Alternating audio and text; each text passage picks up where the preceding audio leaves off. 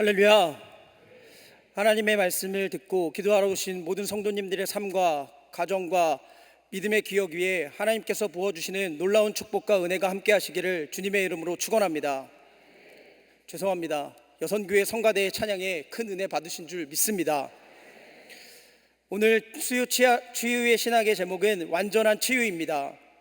본문은 마가복음 5장 25절부터 34절입니다. 저는 오선교구를 담당하는 김현우 목사입니다. 오늘 본문이 기록된 마가복음은 사복음서 중 가장 먼저 기록된 책이라고 대부분의 신학자들이 인정하고 있는 책입니다. 마가복음은 사복음서 중 가장 적은 분량으로 기록되어 있고, 책의 내용에는 예수님의 생애와 예수님의 활동을 중심으로 예수님의 사역을 강조하고 있는 책이라는 것을 우리는 읽다가 보면 발견을 할 수가 있습니다. 그리고 마가복음은 예수님을 끊임없이 움직이며 바쁜 시기에 다니는 종, 그리고 사람들을 섬기고 고난받는 종으로 오신 예수 그리스도의 사역을 보여줌으로써 예수님을 표현하고 나타내고 있는 책이라고 할 수가 있겠습니다. 오늘 본문 말씀은 25절부터 34절까지 말씀입니다. 그런데 성경을 잘 살펴보시면 이 본문 앞뒤에 있는 내용이 연결되어 하나로 이어지는 것을 볼 수가 있습니다. 그 내용은 바로 회당장 야이로의 딸이 죽게 되었다는 말씀입니다. 그래서 예수님께 살려달라고, 구원해달라고 말씀드리고 예수님이 지금 회당장 야이로의 딸이 있는 곳으로 가고 있는 시기에 바로 중간에 이 본문이 끼어 있다는 것입니다. 회당장이라는 사람은 회당을 관리하는 사람인데, 예배를 주관하고 기도를 하며 율법서와 선지서를 읽고 설교할 사람을 선택하는 일도 했던 사람이다 라고 기록하고 있습니다. 율법에 어긋나게 행동하는 사람이 있을 때 질책하는 일도 했던 사람이다 라고 하고 있습니다. 회당장은 유대 공동체 가운데 존경받는 사람이었고, 신학자들에 따르면 장로들의 투표로 선출되었을 것이라는 설도 있습니다. 다시 말하면 평신도 지도자들 가운데 장이라고 말씀을 드릴 수 있다는 것입니다. 그렇게 높은 직위에 있는 회당장의 딸이 죽게 되어 예수님께 꿇어 구원을 해달라고 하는 상황이었다는 것을 기억하면서 35절의 말씀을 보도록 하겠습니다. 아직 예수께서 말씀하실 때에 회당장의 집에서 사람들이 와서 회당장에게 이르되 당신의 딸이 죽었나이다, 어찌하여 선생을 더 괴롭게 하나이까? 라고 기록하고 있습니다. 예수님이 바로 달려가서 안수를 해주면 나을 것이라 생각해 찾아왔던 회당장 야이로는 너무 화가 났을지도 모르겠습니다. 분명 나의 딸을 바로 곧장 고쳐주러 가셨으면 나의 딸이 살았을 텐데 라는 생각을 했을지도 모르겠습니다. 그럼에도 예수님은 유대 사회에서 높은 자리에 있던 야이로의 딸을 살리러 먼저 가시지 않고 왜 그 낮고 천한 오늘의 주인공인 12해 동안 혈류증을 앓던 여인을 먼저 고치는 역사를 말씀에서 기록을 하고 있겠습니까? 야이로의 딸을 살리시는 기적 사이에 12해 동안 혈류증을 앓고 있던 여인을 고쳐주시고 구원해 주신 말씀을 기록하는 데는 분명한 이유가 있습니다. 그 이유는 바로 예수님은 섬기러 오신 분이시기 때문에 그렇습니다. 아까 서두에서 말씀드린 대로 낮은 자를 섬기러 오신 분, 그분이 진정한 왕위의 표본으로 오셨기 때문에 그렇습니다. 세상의 기준은 높은 사람을 먼저 생각하고 먼저 치료하고 구원하는 것이 세상의 기준일지 모르겠습니다. 그러나 오늘 본문의 예수님은 그렇게 행동하지 않으시는 모습을 보여주셨습니다. 예수님께는 다 똑같은 구원받을 인간이었기 때문입니다. 누구는 구원을 받고 누구는 구원을 못 받는 것이 아닙니다. 회당장도 구원을 받지만 또한 세상에서 멀리하고 낮고 천한 사람을 구원하러 오신 분이 바로 예수님이시라는 것입니다. 인자가 온 것은 섬김을 받으려 함이 아니라 섬김을 위해 온 것이다라는 것을 나타내고 싶어하는 마가복음의 저자의 의도를 우리는 여기서 분명하게 알 수가 있습니다. 마가복음 10장 45절 말씀에 보면 인자가 온 것은 섬김을 받으려 함이 아니라 도리어 섬기려 하고 자기 목숨을 많은 사람의 대속물로 주려 함이니라 라고 말씀하고 있습니다. 예수님이 이 땅에 오신 이유는 섬기는 종이 되어 자신의 목숨으로 사람을 살리러 오신 분이라는 겁니다. 그것이 바로 복음이고 우리는 그것을 믿어야 한다는 것입니다. 오늘의 본문의 시작은 12해를 혈루증으로 앓아온 한 여자가 있다라는 말로 시작을 하고 있습니다. 10이라는 숫자는 하늘의 수라고 생각하는 숫자 3과 사람의 숫자로 생각했던 숫자 4를 곱한 것으로 유대인들에게는 완전한 숫자로 의미가 되고 있었습니다. 12이라는 숫자를 완전수로 생각했다는 겁니다. 그럼 12해를 혈루증으로 앓아온 여자는 완전한 혈루병을 가지고 있었던 여인이 된다라는 이 말입니다. 절대로 고칠 수 없는, 치료할 수 없는 병을 가지고 있던 여인이 바로 오늘 본문의 주인공인 혈루병을 가지고 있었던 여인이었습니다. 혈루병이라는 것은 부인병으로 월경 이외에 자궁출혈 등을 말하고 있습니다. 이것은 레위기 15장 25절에서 33절 말씀에 자세히 나타나고 있습니다. 제가 읽어드리겠습니다. 만일 여인의 피의 유출이 그의 불결기가 아닌데도 여러 날이 간다든지 그 유출이 그의 불결기를 지나도 계속되면 그 부정을 유출하는 모든 날 동안은 그 불결한 때와 같이 부정한즉 그의 유출이 있는 모든 날 동안에 그가 눕는 침상은 그에게 불결한 때의 침상과 같고 그가 앉아 있는 모든 자리도 부정함이 불결한 때의 부정과 같으니 그것들을 만지는 자는 다 부정한즉 그의 옷을 빨고 물로 몸을 씻을 것이며 저녁까지 부정할 것이요 그의 유출이 그치면 이레를 센 후에야 정하리니 그는 8째 날에 산 비둘기 2마리나 집 비둘기 새끼 2마리를 자기를 위하여 가져다가 회막문 앞 제사장에게로 가져갈 것이요 제사장은 그 한 마리는 속죄제로 다른 한 마리는 번제로 드려 유출로 부정한 여인을 위하여 여호와 앞에서 속죄할지니라.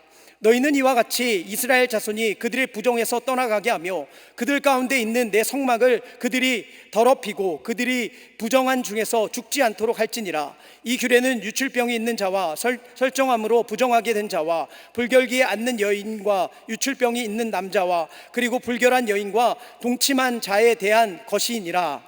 이렇게 말씀을 하고 있습니다. 다시 말하면 레위기에서 살펴보면 유출이 있는 여자를 부정하다고 이야기하고 있다는 것입니다. 이 여인이 앉아있는 자리, 누워있는 침상도 부정하다고 했고 모든 만지는 것이 다 부정하다라고 말씀했습니다. 부정하다는 것은 하나님을 볼 수도 없고 만날 수도 없다는 존재를 가리킵니다. 그리고 또한 사람들을 만날 수도 없고 세상과는 격리되어 살아가야 하는 존재다라고 말할 수가 있습니다.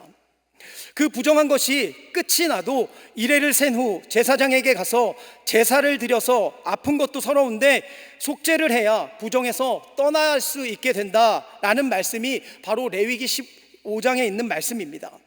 그러니 이 본문의 여인은 얼마나 암담하고 참담한 심정을 가지고 살아갔겠습니까?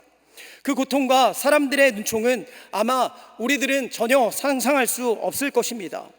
이 여인은 아마 정말로 절망 가운데 있었을 것이고 아마 자신의 생명까지도 버리려 했을지도 모른다고 생각이 됩니다. 이렇게 어려운 상황 가운데 있던 그녀가 예수님을 만나 구원함을 받았습니다. 육신의 치유를 넘어 영혼의 구원을 받았다는 것입니다. 이것이 완전한 치유입니다. 치유뿐만 아니라 영적인 치유까지 받았다는 것입니다. 그렇다면 완전한 치유는 어떻게 될 수 있는지 오늘의 본문을 통해 영적인 교훈을 얻고 기도의 제목을 삼고자 합니다. 첫 번째는 복음을 들어야 합니다. 25절을 보니 많은 의사에게 가서 치료를 받았다고 되어 있습니다. 그러나 많은 괴로움만을 가지고 오게 되었다라고도 되어 있습니다. 고칠 수 없는 질병과의 사투를 이 여인이 벌이고 있었던 것입니다. 가진 것을 다 허비하였다고 되어 있습니다. 그것은 재산 또한 모두 다 잊어버렸다는 뜻이기도 합니다. 이제는 가진 것도 없이 부정한 여인으로 살아야 하는 이 여인, 그런데 증상은 계속해서 더 중하여지고 있다는 것입니다. 세상의 모든 것으로도 자신의 가지고 있던 모든 재산으로도 이 여인은 자신의 질병을 치료할 수 없었습니다. 12년 동안 이 슬픔과 고통과 사람들의 눈초리를 받으며 지내온 시간을 돌아보며 얼마나 죽고 싶었는지 모릅니다. 차라리 죽고 싶다, 이 세상을 떠나 저 눈총 주는 사람들이 없는 곳으로 가고 싶다 생각했을지도 모른다는 것입니다. 그렇게 좌절을 하고 있을 때 27절 말씀을 보니 소문을 들었다라고 기록을 합니다. 무슨 소문이겠습니까? 예수님의 소문을 들었던 것입니다.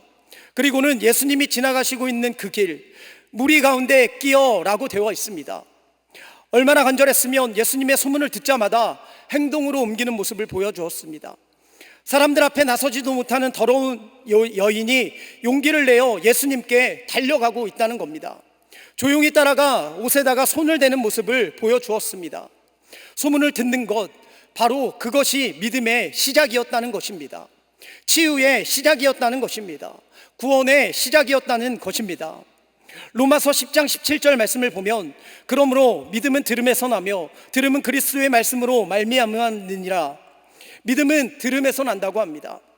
듣는 것이 믿음의 시작이라고 말씀하고 있습니다. 그래서 본문의 이 여인은 예수님의 소문을 들었고, 여인은 믿음대로 예수님의 뒤로 가서 옷에다가 손을 대는 모습을 보여주었습니다.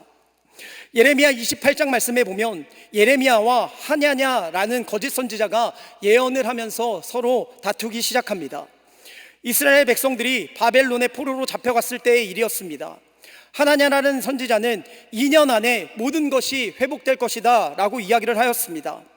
그러니 걱정 말라고 한 것입니다. 하지만 예레미야는 하나님의 음성을 듣고 70년의 포로 생활을 이야기했습니다. 여러분 같으면 어떤 말을 믿으시겠습니까?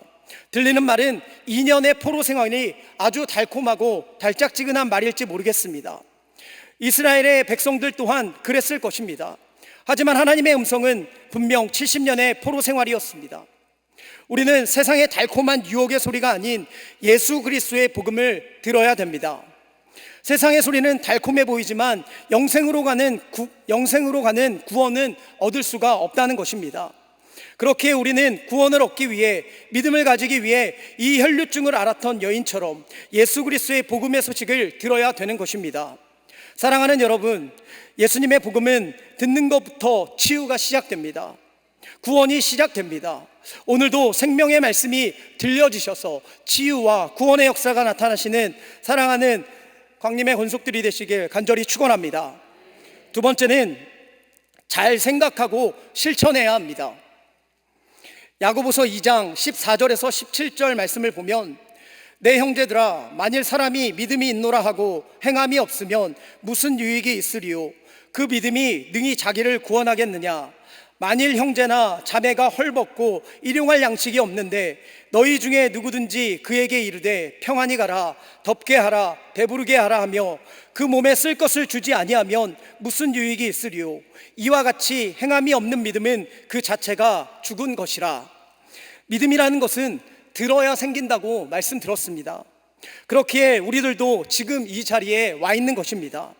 하나님의 말씀을 들으려고 분명히 광림의 제단으로 올라왔다는 것입니다. 그러나 들었으면 그것을 행동으로 옮겨야 하는 것이 진짜 믿음이다 라고 야고보 선지자는 말씀을 합니다. 행동으로 옮기는 것이 아주 중요한 것이다 라고 말씀을 하고 있는 것입니다. 27절의 말씀을 보니 예수님의 소문을 들었던 이 여인이 이제는 듣고 생각을 하게 됩니다. 어떤 생각을 하게 됩니까? 손을 대어도 구원을 받을 것이다 라는 생각을 하게 되었습니다. 미국의 심리학자 및 철학자인 윌리엄 제임스가 한 위대한 말이 있습니다. 생각이 바뀌면 행동이 바뀌고, 행동이 바뀌면 습관이 바뀌고, 습관이 바뀌면 인격이 바뀌고, 인격이 바뀌면 운명까지도 바뀐다 라는 말을 했습니다. 오늘 본문의 여인 또한 생각을 예수 그리스도의 복음을 듣고 바꾸게 되었습니다. 그리고 실천으로 그의 운명을 바꾸는 말씀을 볼 수가 있습니다. 모든 것의 근원은 생각부터 시작이 되는 것입니다. 바로 마음가짐의 중요함입니다. 복음을 듣고 그 말씀을 실천해야 한다는 것입니다. 이사야 14장 24절의 말씀에는 만군의 여호와께서 맹세하여 이르시되 내가 생각한 것이 반드시 되며 내가 경영한 것을 반드시 이루리라 라고 이야기하고 있습니다. 하나님은 우리가 어떤 생각을 하시든지 그 생각을 이루어 주시는 분이시라는 겁니다. 시편 21편은 다윗의 시입니다.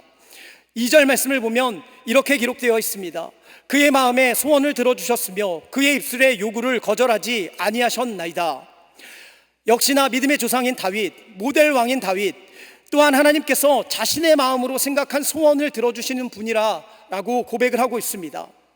시편 37편 4절 말씀에도 또 여호와를 기뻐하라, 그가 내 마음의 소원을 내게 이루어 주시리로다 라고 고백을 하고 있으며, 잠언 4장 24절 23절 말씀을 살펴보면 모든 지킬 만한 것 중에 더욱 내 마음을 지키라, 생명의 근원이 이에서 남이라 라고 이야기합니다.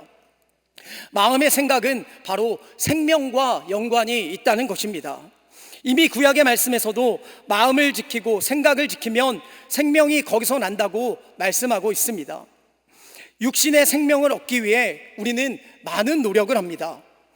우리의 생명을 살리기 위해 좋은 약도 먹고 좋은 것도 먹고 좋게 많은 운동을 하고 살아갑니다. 육신의 생명을 연장하고 건강하기 위해서 그렇게 살아간다는 것입니다. 그런데 과연 우리의 영혼을 살리기 위해선 무엇이 필요하겠습니까?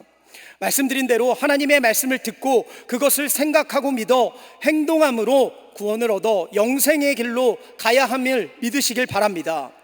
우리는 생각을 바꾸어 믿고 구원받아 영생을 누리는 사랑하는 광림의 모든 권속들이 되실 줄 분명하게 믿습니다. 베드로를 한번 보시기 바랍니다. 베드로는 어부 중 갈릴리에서 아주 베테랑인 어부였습니다. 그런데 베드로가 밤새 고기를 잡지 못하였습니다. 실망하고 절망하고 있을 때 우리 주님께서 오셔서 말씀을 전했습니다. 깊은 곳에 가서 그물을 던지라고 말씀하셨습니다. 베드로는 생각했을 것입니다. 이것을 믿고 그물을 던질까 말까, 밤새 잡지 못했는데 무슨 그물을 또 던지나, 이렇게 생각했을지 모르겠습니다. 그러나 베드로는 예수님의 말씀에 행동을 보여주었습니다. 바로 깊은 곳으로 가서 그물을 던졌습니다. 그러자 놀라운 역사가 일어났습니다. 그렇게 믿음은 듣고 그 들은 바를 행동으로 옮기는 것입니다. 잘 생각해서 잘 실천해서 살아가야 한다는 것입니다.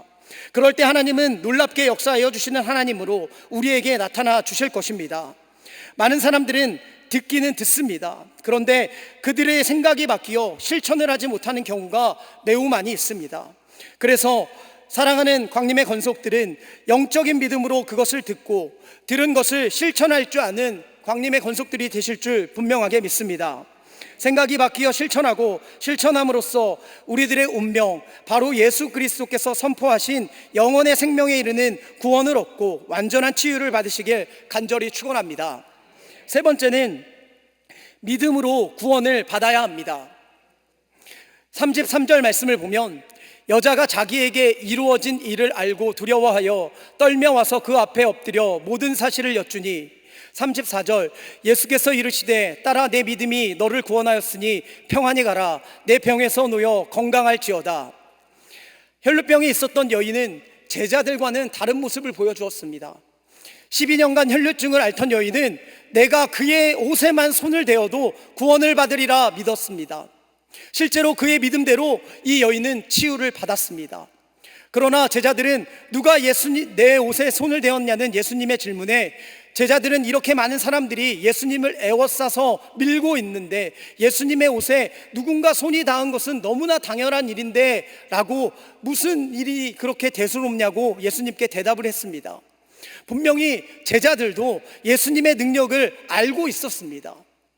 그들은 예수님의 옷에 손을 대는 정도로는 예수님의 능력이 나갈 리가 없다고 생각을 했었던 것 같습니다.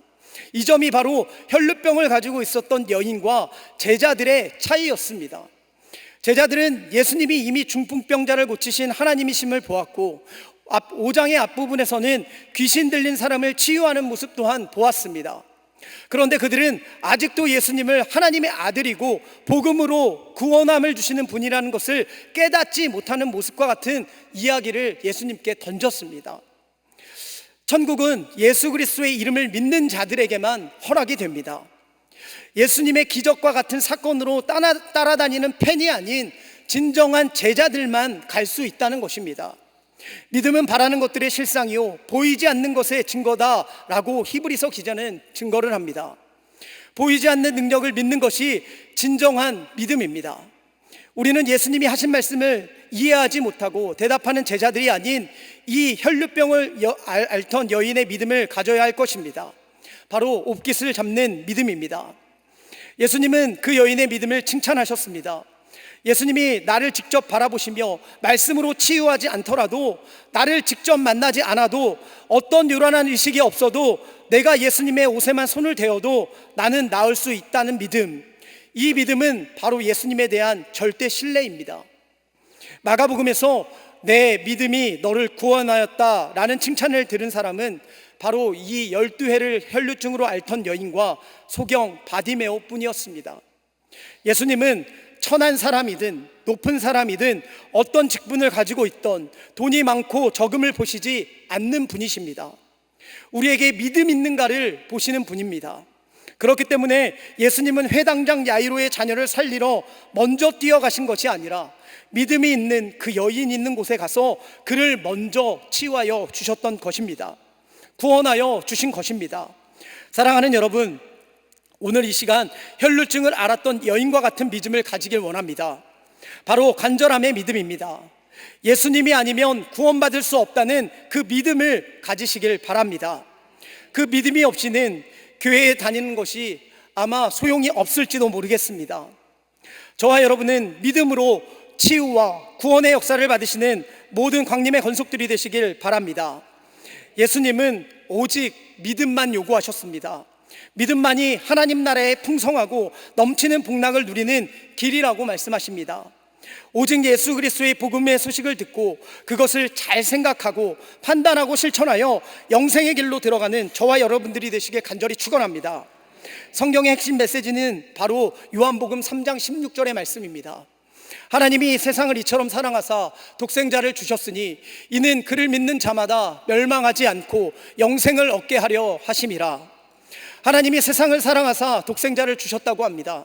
그리고 그것을 듣고 믿는 자마다 멸망하지 않고 구원을 받아 영원한 생명을 얻게 해주신다는 것이 바로 성경의 핵심이고 기독교의 복음입니다. 우리는 이제 호렙산 기도회를 앞두고 있습니다. 많은 치유와 이적과 기적이 나타난 호렙산의 기도회였습니다. 은혜의 자리에 모든 분들이 참여하시어 하나님의 말씀을 듣고 우리의 믿음의 생각이 바뀌고 바뀐 것을 붙잡고 실천하여 완전한 하나님의 구원의 역사와 치유의 놀라운 역사가 나타나시는 광림의 건속들이 되시길 간절히 축원합니다. 기도하겠습니다. 사랑과 은혜가 풍성하신 하나님, 오늘도 생명의 말씀을 들으러 온 우리 광림의 건속들이 있습니다. 오늘 12회를 혈루증을 앓았던 여인이 예수님의 복음의 말씀을 듣고 실천하여 치유를 얻었던 믿음을 보여주었던 것처럼 우리 또한 우리의 삶에 문제가 있어도 예수님을 만나고 예수님으로 인해서 치유되고 회복되는 놀라운 은혜를 허락하여 주시옵소서. 믿음을 가지고 말씀을 들은 대로 살아갈 수 있도록 성령께서 함께하여 주시옵소서. 6월부터 시작되는 호렙산 기도회를 통하여 많은 역사와 기적이 일어날 줄 믿습니다. 기대하고 기도하며 나아가는 광림의 건속들, 호렙산 기도회를 통하여 모두 기도의 응답을 받는 역사가 일어날 수 있도록 인도하여 주시옵소서. 감사드리며 우리 주 예수 그리스도의 이름으로 기도합니다. 아멘. 광림 코이노니아입니다. 존 웨슬리 회심 280주년 기념주일을 맞아 전시회가 본당 로비에서 진행되고 있습니다. 제36회 호렙산 기도회가 6월 3일부터 7월 12일까지 매일 새벽 4시 45분에 대예배실에서 있습니다. 기도하며 준비하시기 바랍니다. 6월 예배 안내는 1선교구와 2선교구에서 봉사해 주시겠습니다. 나머지 광고는 박스 광고를 참조해 주시기 바랍니다. 이제 다 함께 일어나셔서 찬송가 545장을 찬양하신 후에 드려진 예물을 위해서 기도하고 주기도문으로 수요 치유의 신학을 마치겠습니다. 찬송가 545장입니다.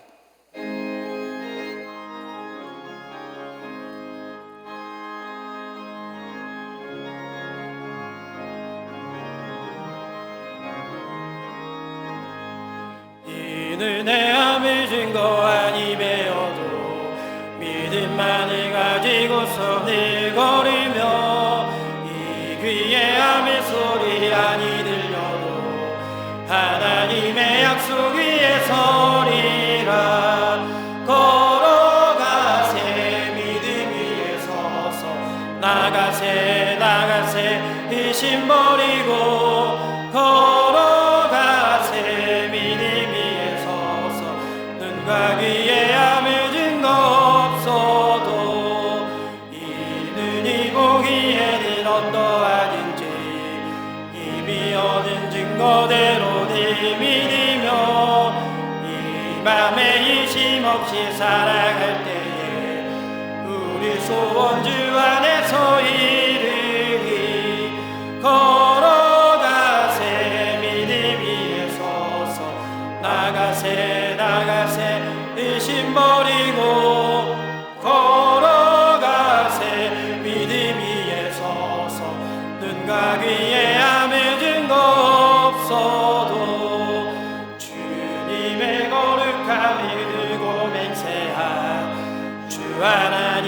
아버지는 참 이쁘다. 그 귀한 모든 약속 믿는 자에게 능치 못할 무슨 일이 있을까. 걸어가세 믿음 위에 서서 나가세 나가세 이심 버리고 걸어가세 믿음 위에 서서 눈과 귀에 아무 증거 없어도.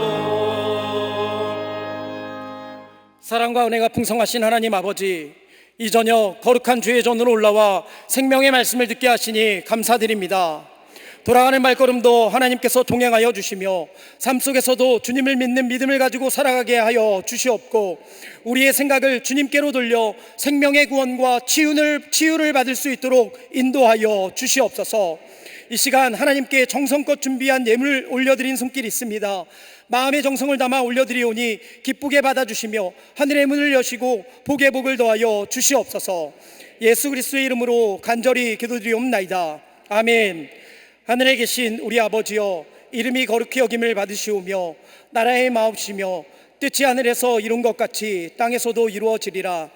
오늘날 우리에게 일용할 양식을 주옵시고 우리가 우리에게 죄진 자를 사하여 준 것 같이 우리 죄를 사하여 주옵시고 우리를 시험에 들게 하지 마시옵고 다만 악에서 구하옵소서.